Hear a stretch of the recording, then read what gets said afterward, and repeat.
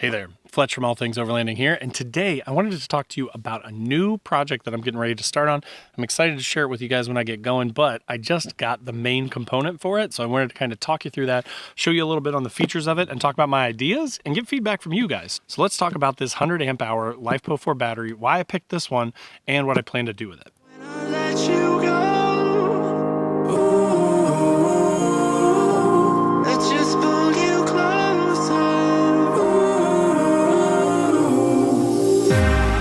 Understand where it came from, but you got it, my got it. It began in the land of the sandstorm. I fought it, though I wanted everything to do with what you give to me. Loosening my grip. All right, so as I mentioned in the intro today, I wanted to tell you a little bit about this Goldenmate LiFePO4 battery. All right, so let's start with the basics of the battery itself. So it is a LiFePO4 battery. It will run about 4,000 to 15,000 cycles. So 4,000 cycles is still at 100% capacity. You've lost nothing. It's still like new at 4,000 cycles. Up to 15,000 cycles, then you're down to about 60% life left in the battery by 15,000 cycles. So you're stretching it a little bit. You're going to lose a little bit of capacity, but you hypothetically could run this thing for 15,000 recharges and discharges, cycles of the battery, right? They say that typically it should last for about 10 years. It's way lighter than a comparable AGM battery. It has way more capacity and way more discharge. If you're not familiar with LiFePO4 batteries, basically you can take them down about 90-95% of their amp hours. So that's the nice thing, is if you have an 100 amp hour LiFePO4 battery, you can basically use 90 or 95 amp hours of that juice in the capacity of that battery. If you have an AGM battery, they're typically, you can use about 50 to 60%. So if you had a comparable 100 amp hour AGM battery, you can only use about 50 to 60 amp hours worth of the capacity of that battery.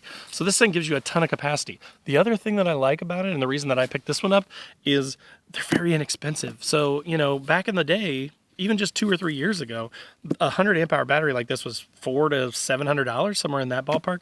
This thing's less than 250 bucks, and they have a coupon on it. In the description down below, I linked to it on Amazon. It's like 240 bucks for a 100 amp hour battery. It has built-in BMS, which means battery management system, so it's going to prevent you from, you know, over discharging or overcharging it. It's going to prevent you from charging it in bad weather. If it's too cold or too hot, it's going to prevent you from damaging the battery via charge or discharge.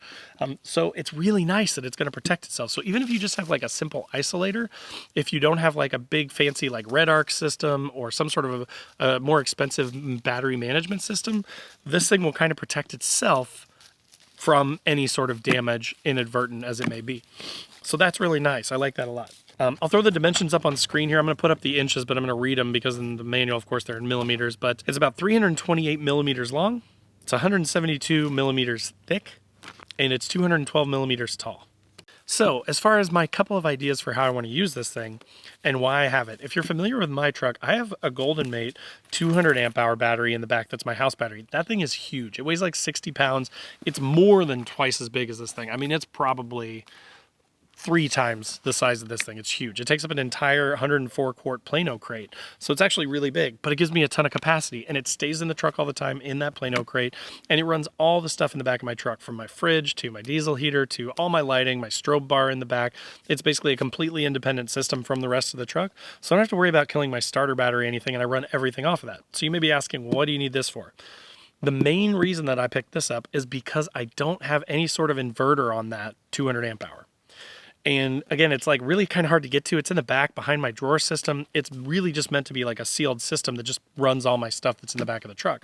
What my ideas for this is, let's go with the first one. So my first one is a sort of semi-permanently mounted smaller box with this in it and an inverter and maybe some sort of like a faceplate with plugs and stuff on it that will stay towards the tailgate, towards the back of the truck, with the ability to charge stuff through AC. So chainsaw batteries, drone batteries, camera batteries, you know, anything that you've got to charge or run off AC.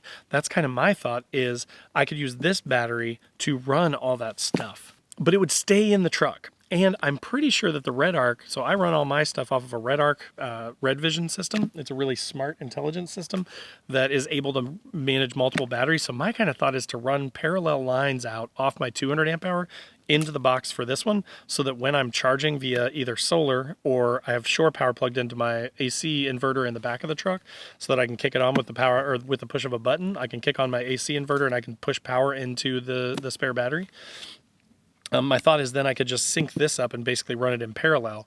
And when I start charging that, it will charge both batteries. But then I have an AC inverter that's totally separate. I've got even more of a backup. So if I'm running something that takes a lot of AC or that sucks a bunch of juice out of this battery, that's fine. My 200 amp hour will still run my fridge, and all my stuff that I need to keep running will continue to run. But that's kind of my idea number one. My idea number two is maybe it's just like an enclosed system. I charge it up at home using, and Goldenmate sells this, an AC inverter with alligator clips for it to keep it charged up. I unplug it, I take it out to the truck, I throw it in the back, I go on my trip, I use it to charge my drone batteries, my chainsaw batteries, all that stuff. And then at the end, I just take the whole thing in. I take the whole box with this battery, the inverter, everything inside. I hook it up with the alligator clips, and I just keep it charging in the house until I go on another trip. Grab it, take it, like a portable power bank. It'd just be like a homemade portable power bank. But the difference is this battery costs about $240. And I think even with the rest of the stuff, from like a cheap Plano crate to, you know, all the plugs and the inverter and that sort of thing, you could probably do this for about $350. So compared to a lot of those other options that are somewhere in the ballpark of like $500 to $1,000, depending on the capacity that you get, this thing will do a lot of stuff, I think, for a budget price. So that's kind of my idea. One or two. Do you think I should do the one that's sort of mounted in the truck and run in parallel? Will that work? Or do you think it should be more of like a portable power box sort of situation where I can take it out and charge it in the house? So post up in the comments down below and let me know your thoughts. But again, I wanted to get you the specifics on this battery because I think it's a great option for the money. Again, for under $250 for a really nice built-in BMS LifePo 4 battery is a really good deal. So those are some of the specifics of this battery. Again, there'll be a description. Again, there will be a link in the description down below to this battery, to the AC charger, kind of everything that I talked about, to my 200 amp hour if you're looking for something like that.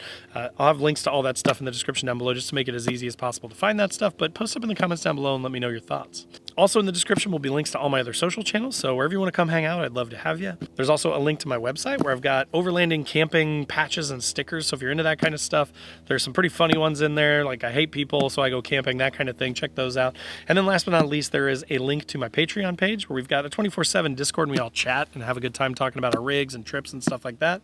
And then there's also the Newbie Overlanders Facebook page. Totally free to join, tons of awesome members. If you're newer to overlanding and you're looking for a place that's not going to beat you up for asking some basic questions, come and hang out. But again, I hope that was helpful for you, and thanks for watching, and we'll see you next time.